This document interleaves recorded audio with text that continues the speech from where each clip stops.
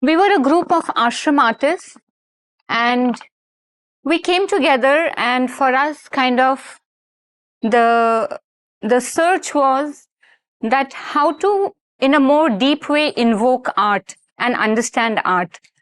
So we formed this group called the Ashram Artist Team, where we used to meet once a month at the studio, which is the kind of destined space that Mother had allotted for art activities in the ashram. It was called the studio. It's opposite to the ashram post office. It's written in her hand, the studio.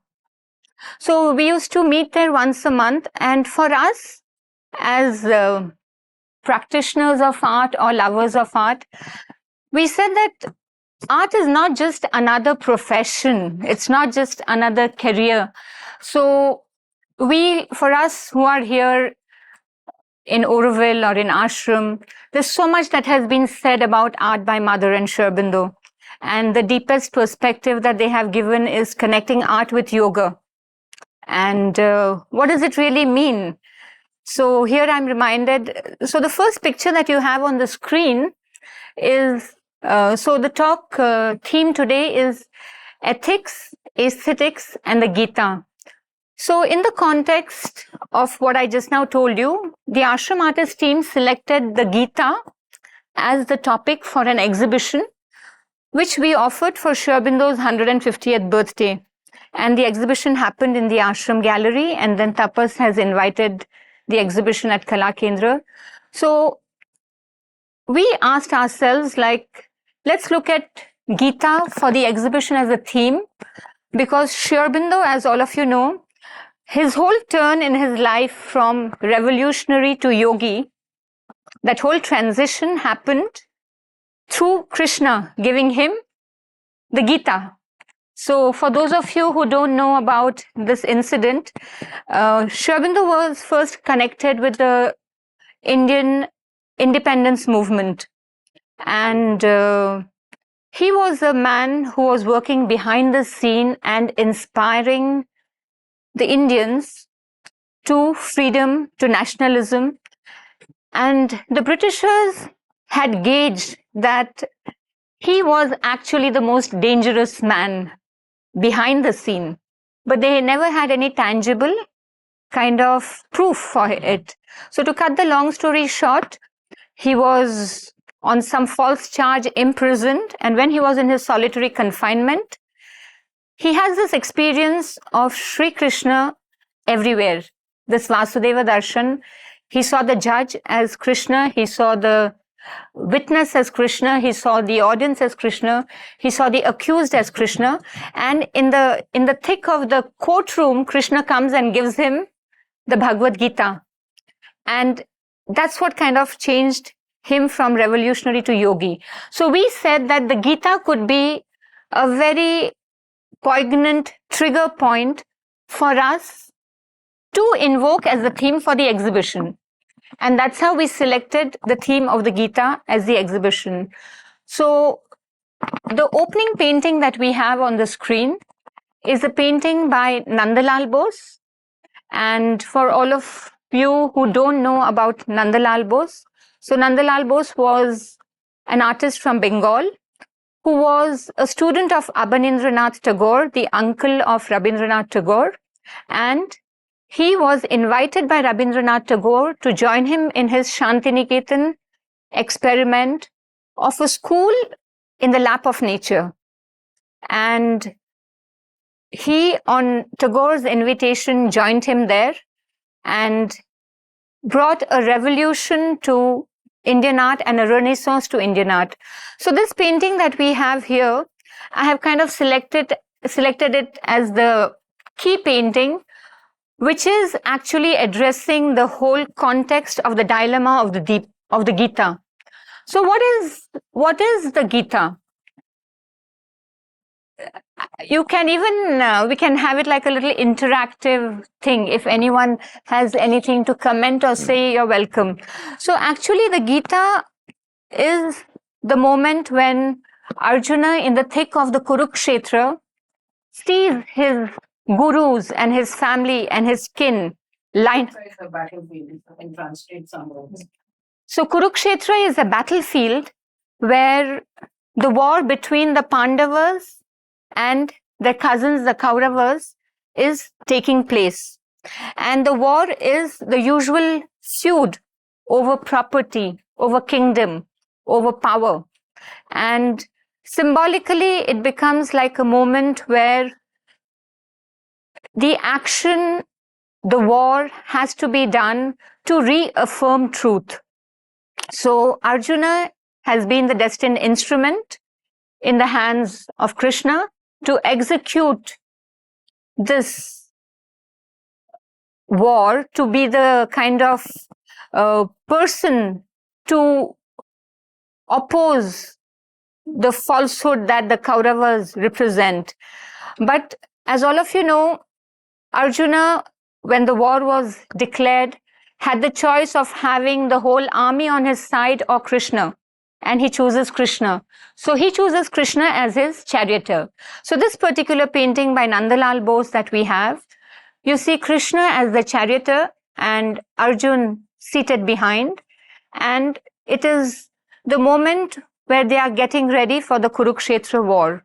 So for me, the theme of the exhibition has kind of arisen by this whole search within myself of, is there a connection between ethics and aesthetics? What is good and bad and what is beautiful? Is there a connection? So in the context of the Gita, we will kind of unfold and see what this means. So as I was telling you, Arjuna is in a complete state of dilemma here in the middle of the battlefield, not knowing what is the right thing to do. To put down his bow and refuse to fight, or to fulfill his duty as a Kshatriya, as a warrior, and wage war against his gurus and his kin. So the Gita today continues to inspire generations across the 7 seas. And therefore, it is not a book, not a religious book, but it has at its center a message which is timeless and relevant even today. So the war is not only a war on the battlefield. Symbolically, it is like a war within us that all of us are facing at every moment of our life. We need to reaffirm truth. We need to kind of understand what is actually good or what is actually bad. So Krishna asks Arjuna, when Arjuna is in this dilemma of refusing to fight. So just before the war is to begin, Arjuna asks Krishna to drive the chariot in the middle of the 2 armies so that he can better see whom he has to fight. So Nandalal Bose has selected this poignant moment where he's asking him to take him between the 2 armies. And when Arjuna sees all those who are lined up against whom he has to fight and he has to kill, he puts down his bow and he refuses to fight. So in this moment is when the whole teaching of the Gita is unfolding on the battlefield and the message that Krishna gives to Arjuna. So Krishna asks Arjuna to basically rise above the 3 gunas. So there's a shloka in the 2nd chapter, shloka 45, where Krishna says, Nistrai gunyo bhavarjuna, which means rise up above the 3 gunas. So rise up above the tamas, the rajas, and the tamas, the rajas, and the sattva, the 3 gunas. So the tamas is all that is gross, all that pulls us down. Rajas is all that is vital, and that is the rajasic, the emotions of desire, the emotions of our senses. And sattva is all that is connected with the deeper and the higher seekings. But he's asking him to go beyond these 3 things. He's telling him, you have to rise beyond this So detach yourself, from the ego, and don't think he is your kin, or don't think this is my guru, but you have to be above the self. And you have to kind of go beyond your three gunas. So that's where I'm taking the starting of my talk, how Krishna kind of invites Arjun to be beyond the three senses. So beyond the sense of good and bad. The dilemma that Arjuna is facing, should I fight or not? Should I kill my kin or not? What is the best thing for me to do? So Krishna tells him, you have to rise above your gunas. And that is where I, in a very interesting way, feel there's a connection between ethics and aesthetics. So there are two ways of looking at this: inaction vis-a-vis action. One would think that action, violence, is negative to something that is spiritual. And maybe someone might think that if you don't fight, that will be more spiritual, because bloodshed would be not the right thing in the context of spirituality. But in the context of the Gita, we need to understand this inaction which Arjuna is kind of getting into is actually what is not right, because he's fearing to kill his kin. He's still bound by his petty ego. He's still seated in his smaller self. And Krishna is asking him to rise above that when he's saying Nistray Gunyo Bhavarjuna. So I wanted to bring the book on the message of the Gita in the light of Sri Aurobindo, which has been translated by Maheshwarji. For those of you who don't understand Sanskrit, it's a very good book, and you can refer to this shloka, which is from chapter 2, shloka number 45, where Krishna is telling him, and I think that's where the shift is, he's asking him to rise up beyond his three gunas. So one might think non-violence or ahimsa is the way forward. But in this case, the Kauravas, that is the cousins of Arjuna and the Pandavas who are lined up against him, they represent falsehood and need to be killed by Arjuna, who has been appointed as the destined instrument of the divine to affirm truth over falsehood. So this particular theme of truth overcoming falsehood is a very, you can say, common theme in ancient Indian art. You have the Mahishasura Mardini, if those of you have been to Mahabalipuram. So you see Durga mounted on the lion, killing the Asura, Mahisha. So it is just to show you that action is not wrong. There needs to be action. There needs to be, when we are confronted with falsehood, we have to take up arms and we have to annihilate the falsehood. So the justification that Arjuna is giving Krishna, that how can I kill my kin, and this is not done. So after this, Krishna actually in the 7th chapter, he tells him actually why this has to happen. So the shloka, a very poignant shloka, yada yada hi dharmasya glanir bhavati bharata abhyutanam adharmasya tadatmanam srijamyaham. To translate it, yada yada hi dharmasya, so whenever dharma has been destroyed or has been oppressed, at that time the divine manifests himself in the form of an avatar and reaffirms himself. And that is why in the context here, Krishna has come and Arjuna has to be his instrument. So then Krishna reveals to Arjuna his Vishwarupa and his divine form, which is his true self, where he shows him he is actually time himself. So there's a beautiful description in the 11th chapter where Krishna tells him that he is time, and he shows him actually in the perspective of time that the whole war actually has already happened. and Krishna has killed everyone, and Arjuna is only the instrument, nimitta matram. He's asking him to just be the instrument. So after he gives him the divine eyes, divya chakshu, to look at the divine form, Arjuna understands who actually Krishna is, what his role is, and why he is born to fight this war. After having understood who Krishna is, Arjuna is a different person. He is a transformed person, and he rises above his dualities, and seated in the self, he completely bows down to Krishna with complete surrender to the divine, and he says, Karishye vachanam tava. So he says, I will do whatever you ask of me. And that is how he overcomes the dualities, and he is seated in his deeper self, no more bound by his ego, and he executes his role in the war.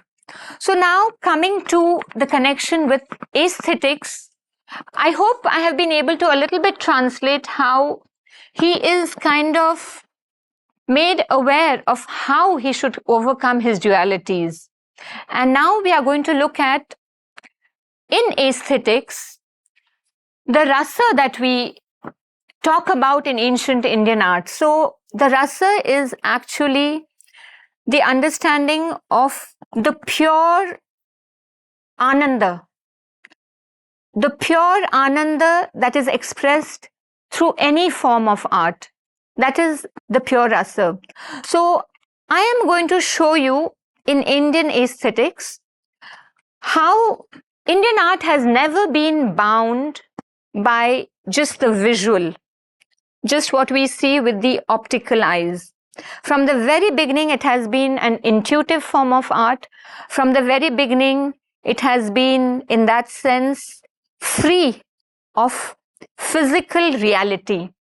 So, to understand Indian aesthetics, I am going to just share a shloka which is called the Shadanga, or the 6 canons of Indian art. So, as I will explain to you what this shloka means, we will also understand what is really the underlying principle of Indian aesthetics. So, Rupa Bheda Pramanani, I will translate it after this. Bhava Lavanya Yojanam Sadrishyam Var Naka Bhanga Iti Chitram Shadangakam. So, Rupa Bheda means the difference of form. Pramanani means proportions. Bhava. So, these are the 6 elements which are called the 6 canons or the 6 angas of Indian art. Bhava, emotion. Lavanya Yojanam, it is infused with grace. I will explain to you these terms as I will be showing you some images.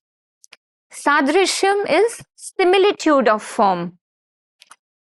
So we have covered 5 of the elements. Rupa Bheda, difference of forms, which means when we express a dead man from a sleeping man, when we show a lady who is playing with a child is the mother of the child, or is she just a caretaker of the child?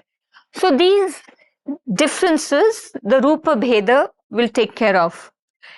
If we just go visually, it will be difficult to show a difference. So you have to get into the emotion part of it. Pramanani. So proportions in Indian aesthetics is not the vanishing point. It's not the lines converging into the vanishing point. So what is the perspective that is followed? It's a psychological perspective. We will see, we have seen in ancient Indian art, if they want to show Buddha's image and the disciples, Buddha will be shown much more majestic and big in stature, and the disciples will be shown smaller. Why is that? Because it's to show that he is more important. It's not like Buddha was a giant and the disciples were small pygmies. So the proportions are the psychological proportions. Bhava is emotions, a very important element in Indian aesthetics. So is Lavanya, grace. Sadrishyam is similitude of form, which is what I'm going to elaborate in the next drawings. And the last one, Varnaka Bhangam, is the skill or the technique of painting. So if you have the 5 elements, you still don't become an artist. You'll still be an aesthete. So the 5th element, which is technique, you have to have the technique to be able to express all this. Otherwise, it's still only theory.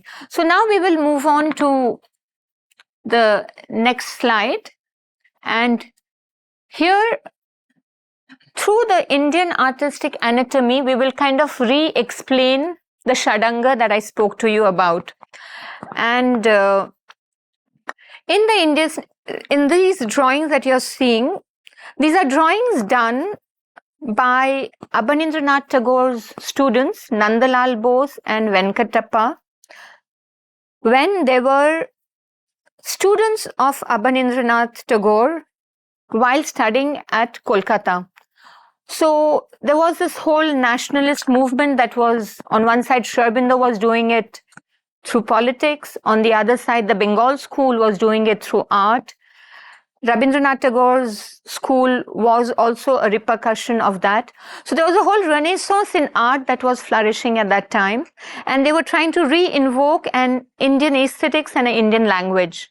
It is in the beginning of the 20th century. This was happening. So the Shadanga is that one shloka that I read out just before this. I want to also explain to you that it's not like the shloka was written and then the artist drew according to it. Aesthetics is something where first the art is born and the aesthetes or the art historians, they will study the art and then see what is the underlying law, and from there they will kind of arrive at the canons. They don't read a canon book and then paint. It's a natural, and we will see how that naturally happens. So now in the Indian artistic anatomy, I'll quickly go through this to come to the relevant point of rasa. So there are just 3 postures. One is samabhanga. So you'll see the gods are in that posture where the weight is equally on both the feet. So generally the central deity or the god is shown like that to show they're poised, they're at peace, they're completely calm. So if you just even kind of invoke that posture in yourself, you will see that it is when you are completely at peace that you can stand with your weight on both feet. So there is an element of bhava which resonates with that quality or what that imparts, and naturally that form is given to the gods, the central deities. The other one is abhanga. So there is just one break in the body at the hip, which gives a slight movement, which is generally shown to the attending figures in Indian aesthetics. So there is still the poise and there is just a graceful break at the waist, at the hip, which bhanga in Sanskrit means break. So abhanga, one break. This is samabhanga, equal weight, abhanga. Tribhanga. So the left side one has 3 breaks, and Atibhanga, the right side one. So Tribhanga is shown for dancers, for movements of walk and those kind of postures where there is movement shown. And the other one is when there is action. So here it's like a view of the god slaying. So you see there are many breaks in the body. So Atibhanga, Ati means many breaks. So these are the basic postures. So now if you observe in Indian art, any form that is shown standing will come under these 4 categories. And now we will move on to how the Indian anatomy was visualized. So I'm going to quickly go through these. I don't have too many slides for you, but the drawings that I have is kind of to show you this element of lavanya, which is grace, this element of bhava, which is emotion, and how Indian aesthetics, through its stylized drawings, has invoked that and arrived at a space which goes into the pure rasa. So Indian aesthetics, if you like, talk to any Indian artisan also, you'll see the measurements are connected with their thumb, angula. Let's say the kind of Western way would be, we have an objective measurement, which is inch, centimeter, feet, meter, whatever. So in Indian aesthetics, everything, now after this I will follow and show you a few more drawings.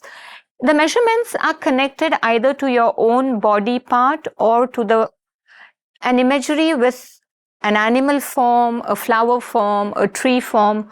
So the comparisons are always being done with something organic, something which also kind of is transmuting. It's not like an objective thing. So if you ask a carpenter to make you a door, he will ask, Yavla kai, how many hands? He doesn't understand if you tell him 2 feet. He doesn't understand.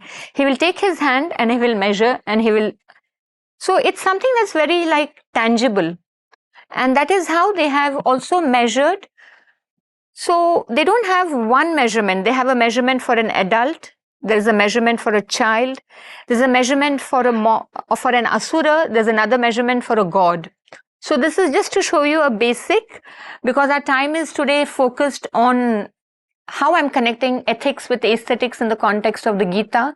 I'm just going to quickly show you these drawings, which shows how the Indian stylization actually was something that was but inevitable because of the psychology that underlines the forms.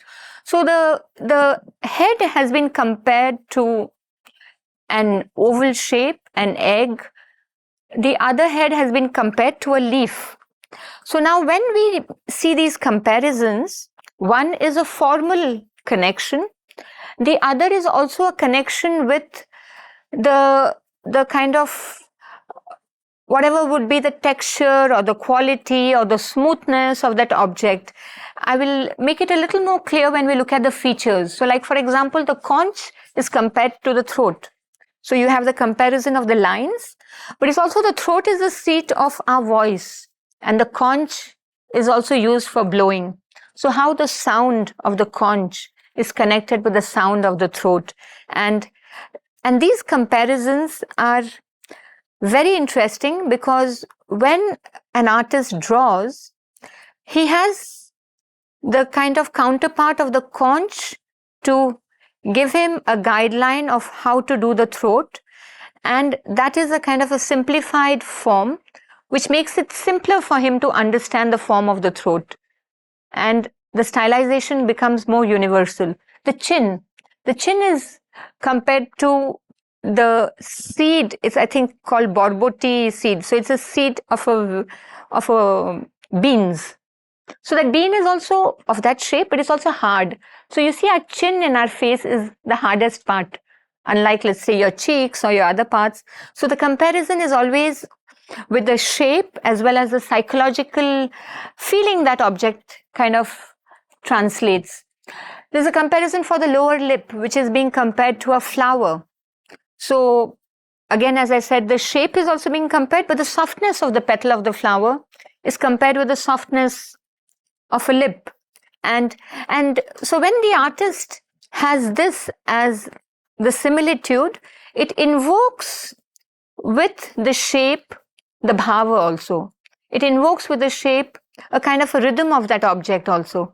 And that's how it gets more living. The fingers are being compared again to a bud, being compared to a leaf. You will see that, so all these drawings were done by Nandalal Bose and Venkatappa, who were students of Abanindranath Tagore. in the period of this nationalist phase of Indian politics and Indian art, to re-invoke the Indian way of drawing. That was the whole raison d'etre. Otherwise, the Western academia had installed art schools in Kolkata, government art schools, in Mumbai, the JJ College of Art, and in Chennai, the Government College of Art. So the British understood that the Indian culture was so rich, and the only way they could dominate the Indians was to break their sense of aesthetics. And how did they do that? They installed 3 government colleges. They brought in the Indian academic way of drawing, perspective, anatomy, vanishing point, proportions. As a result, the whole understanding of Indian art turned to realism instead of this kind of a stylization which was imbued with these rasas and these aesthetics. So lotus feet, we hear this phrase even in our literature, offering at the lotus feet of the Lord. So it's not like the feet are shaped like the lotus, but lotus is our national flower. It's also a flower that represents, it's representing, it's the most beautiful flower. It's a flower that is very soft. The petals of the lotus feet the lotus is a sacred flower offered to the god. Lakshmi is holding the lotus. So it has that whole connotation of sacredness. That is why the feet are compared to lotus feet. Along with that, it has also the element of the petals, the softness, the curve, the grace, plus the sacredness, the softness. So that's where it's very beautiful to see in Indian aesthetics, all these things were imbued with so many elements which I'm calling rasa, bhava, lavanya. The feet of a maiden are compared to a tender leaf. So very small and very soft. The shin of a lady's leg is compared to the fish shape. Now, with that fish shape, you also get the smoothness and you also get the shape. The knee is compared to the shell of a crab, where again you get the hardness and you again also get the shape. So these also comparisons, like we were in the beginning talking about sadrishyam, similitude of form. It allows the artist in a simplified way. So if now all of us, even we go home and we try and draw a crab, it's easier for us to draw a crab. And then if you connect the crab with the shape of the knee, you will see it'll be easier for you to draw the knee then. So the similitude with some kind of animal form, organic form, plant form, simplifies the form, at the same time invokes the kind of qualities that that object is trying to convey. The waist, the tapering legs compared to a plantain, upturned plantain thing, and the way from the waist the legs come down is compared to the graceful way an elephant's trunk moves. So all of us, moment we see an elephant's trunk, we can re-invoke the grace. Here the tapering of the forearm is compared to a young plantain tree. The smoothness, the tenderness, and the taperingness. The shoulder, again compared to the movement of an elephant's trunk. So it's very graceful, and it has the movement which can resonate the same movement. So all these drawings that I'm showing you are from the book called Artistic Anatomy and the 6 Limbs of Indian Art by Abanindranath Tagore. So the Indian word is Shadanga for 6 Limbs of Indian Art, Artistic Anatomy and the 6 Limbs of Indian Art. And it's a book that is available online. It's available on Amazon. Here, the chest of a man is compared to the forehead of a bull. Shape, and hardness and strength. So that comparison. The waist of a woman is compared to the waist of the drum. So these illustrations is the contribution that Abanindranath and his students made. If we just read the shloka that I read to you in the beginning, it's difficult for us to comprehend what that shloka means. It's a shloka which is from the 3rd century AD, approximately. But thanks to Abanindranath and his team who have illustrated that shloka for us in a small booklet form, it makes it more tangible for us to understand the aesthetics underlying and the meaning a little more. It makes you understand the meaning behind the stylization of Indian aesthetics. That is what it gives you. Because a lot of people will say, oh, why are the Indian goddesses shown with a waist like this? It's not like nobody has a waist like this, they would say. Or why are the chest so broad, or the ears so long, or the arms so long, or whatever? Did they not know anatomy? So everything had a reason of grace, of emotion. There was a deeper symbolism behind it. It was just not visual. So when we kind of don't understand these things, it's because we just look at it visually, optically. But we need to look at Indian art. You have to go behind just the outer form, and you have to go a little inside and look at the underlying symbolism of that stylization. So we also hear of lion-chested king. So maybe someone who doesn't understand the symbolism will think, oh, Indians were little barbaric. They had chests like lions or something like that. We've had comments written like that. In fact, that is the book Sri Aurobindo was inspired to write, The Foundations of Indian Culture, because there was a criticism saying, are Indians civilized? They're like gods are 10-headed, 10-armed. Their similarities are all like compared with animals. So are they like civilized? Is India civilized? That was a question which we are very happy that question happened, because it inspired Sri Aurobindo to write The Foundations of Indian Culture. He wrote a whole book just to answer this one question: is India civilized? So, and his very first chapter, it's a very detailed description what civilization means and what's culture and civilization. Yeah, so that's where we need to understand. So from now, the backdrop of Indian aesthetics, we are jumping into an artist, Raja Ravi Verma, who was there during the company period of painting. The company period of painting is when the Britishers came to India and colonized India. And they were so enamored. Of course, they came to colonize because India had a lot of rich culture. In the name of making India civilized, they looted. And they wanted to take everything that was the intangible treasures also. So how could they carry the stories, the mythologies, the cave paintings, the temples? So they commissioned artists like Raja Ravi Verma to paint these mythologies for them, but paint it in a language they understood, which was realism, optical realism. So stories like Arjuna and Subhadra. So I have selected stories which are connected to Arjuna and the Mahabharata in the context of the discussion that we have of the Gita. So here you see Arjuna and Subhadra. So if I ask you, when you look at a painting like this, what would you comment as a description of this painting, as an appreciation? Anyone? What is it that your eyes get attracted to, if I may ask? There's romanticism.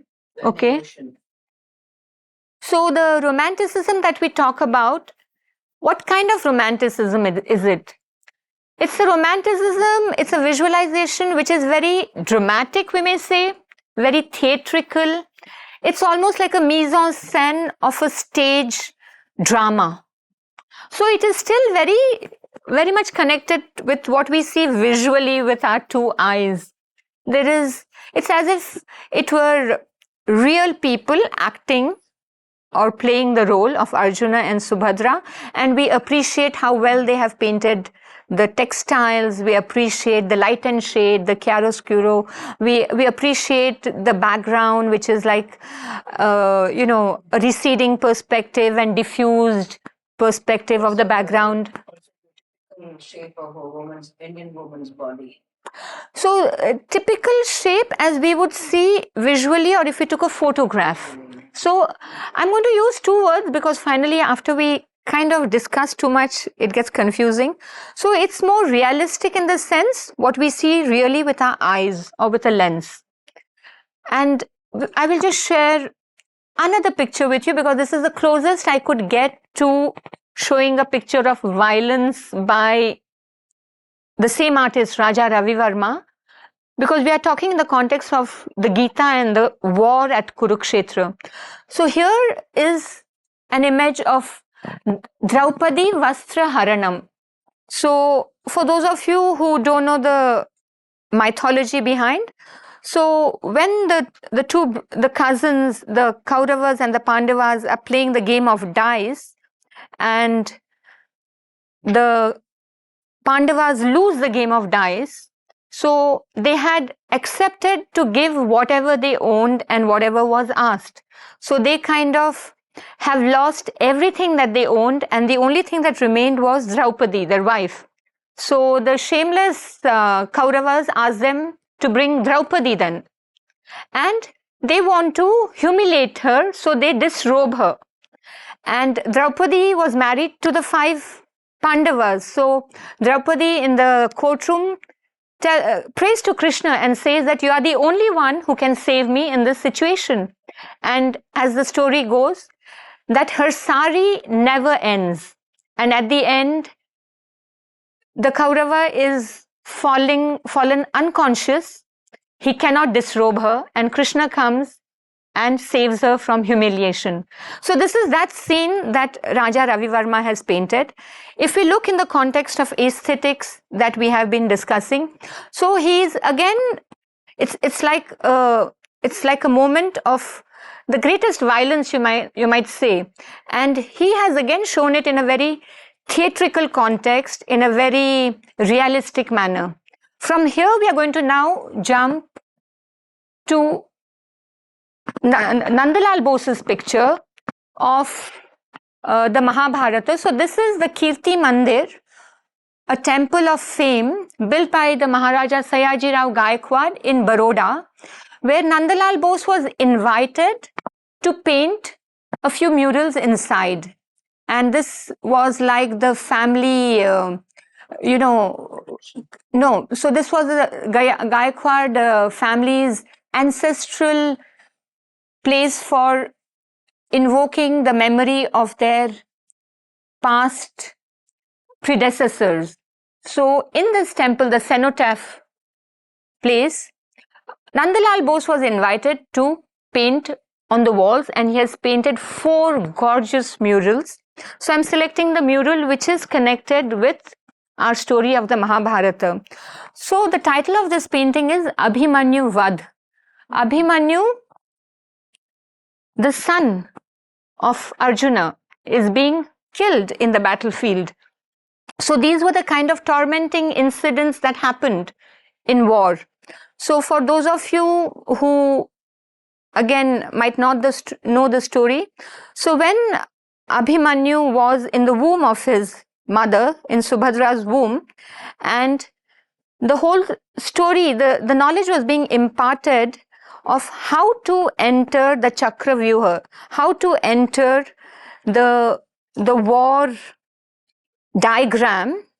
In the middle of that session, his mother falls asleep. So he doesn't get to hear the other part of the story of how to come out of that Chakravyuha. So he knows how to enter, but he doesn't know how to come out. And so then he is surrounded and he is killed. So this is that moment that Nandalal Bose selects for the painting in the cenotaph hall of the Kirti Mandir in Baroda to paint the moment. So you see on the right side, he's there. So Abhimanyu was a great hero and he's there. And I want you to look at the aesthetics of this picture with just the picture we saw before us of this Vastra Haranam, and kind of look at the movement of the picture, look at how the artist has tried to show the whole violence of the war in aesthetical terms, which are very, we may say, suggestive, which are very subdued. And yet you can see in the whole movement of the picture that there is a lot happening. There is like movement. The whole flat, let's say, flat color of the background, which is a kind of background that is showing you it's the background of bloodshed and war. He's just made it flat red. And then he's showing you all these movements in so much action, in so much, and there is so much rhythm in all these movements that you can see the whole movement happening around. I would like, we don't have too much time, but at the end, those who have time, you can stay back to talk to me. I just have 2 more pictures to show you. So I'm showing you this picture. So, I have seen these murals, and they are on the wall, painted above the window, and they might be something like height might be 10 or 12 feet, and in proportion the width would be 18 feet. Or so it is done directly on the wall, and Nandalal Bose was invited for it. It also goes to show the taste of the Raja of, the Sayaji Rao Gaikwad Raja, to call Nandalal Bose all the way from Kolkata to paint this for the wall of his cenotaph. Now we have another, I'm just showing you this next picture, which was the layout that Nandalal Bose did in Kala Bhavan. So I had the fortune of studying in Kala Bhavan, and this was on the wall of one of our classrooms in our history class. So in Shantiniketan. So before Nandalal Bose went to do this painting there, he first tried out the mural in Shantiniketan. He tested it. It's done with natural colors, it's done in the fresco technique, it's done on the wall. So he first tested it here. And if you see in the final painting that we saw, there are a lot of things that have happened more. So if I just go back to show you the painting that is there, the final painting. And here was just like a layout, a testing of it. So you see how he has worked to create that composition. And now I'm coming to the last but one painting. So this is basically a lamentation scene. And in this scene, what do we see? We see Dhritarashtra and Queen Gandhari lament the death of their sons. So the Gandhari is blindfolded. Her husband Dhritarashtra was born blind. So when she married him, she said, I will also live a life blindfolded with you. And their sons, the Kauravas, so all the 100 Kauravas, in the Kurukshetra war were killed. And this is the aftermath of the Kurukshetra war. So this is the image that Nandalal Bose has selected, again for the cenotaph wall at Kirti Mandir in Baroda. And what he wanted to show was that they lament the death of their sons, their bodies burning, turned into ashes. And it's as if the stories in this panel illustrate that everything ultimately perishes and turns to ashes. The only thing one can leave behind is Kirti or fame. And hence the name Kirti Mandir was given to the family cenotaph. So the temple that I showed you, the king called it Kirti Mandir. So he wanted to just talk about the work that was done by the people, his ancestors who have left the earth. And this beautiful painting, again, I want you to appreciate and see that how Nandalal Bose, again with this whole, so you can imagine their 100 sons are burning into ashes in front of them. You can imagine the sorrow, the pain in the heart of the parents, and how he has shown this whole thing with the smoke, the fire, the ashes. Again, there is a whole element of stylization, there's an element of suggestiveness, there's an element of poise in the sorrow also. You can feel that there is something where it's almost like the world coming to, not almost, the world has come to an end. It's that kind of a moment that the artist has selected to paint here. I'll finish with this last picture, which is I found a very interesting painting of Nandalal Bose, which it seems it's a painting of reclining Arjuna, and it's Arjuna shown in a very different and rare mood. So it would be maybe during the exile period, where he's shown in the forest and inspired by stories of the Mahabharata. And actually, Nandalal Bose was very inspired by the character Arjuna. So when we come back to the context of the Gita and his portrayal of Arjuna in all these paintings, and this particular one in a different mood, he is like, so Nandalal Bose becomes a very important artist in this renaissance of Indian art, because he doesn't stick to the traditional way of drawing. You see, when you look at this particular picture, you do see he has a complete mastery over anatomy, over drawing, over form, over distortion, over stylization.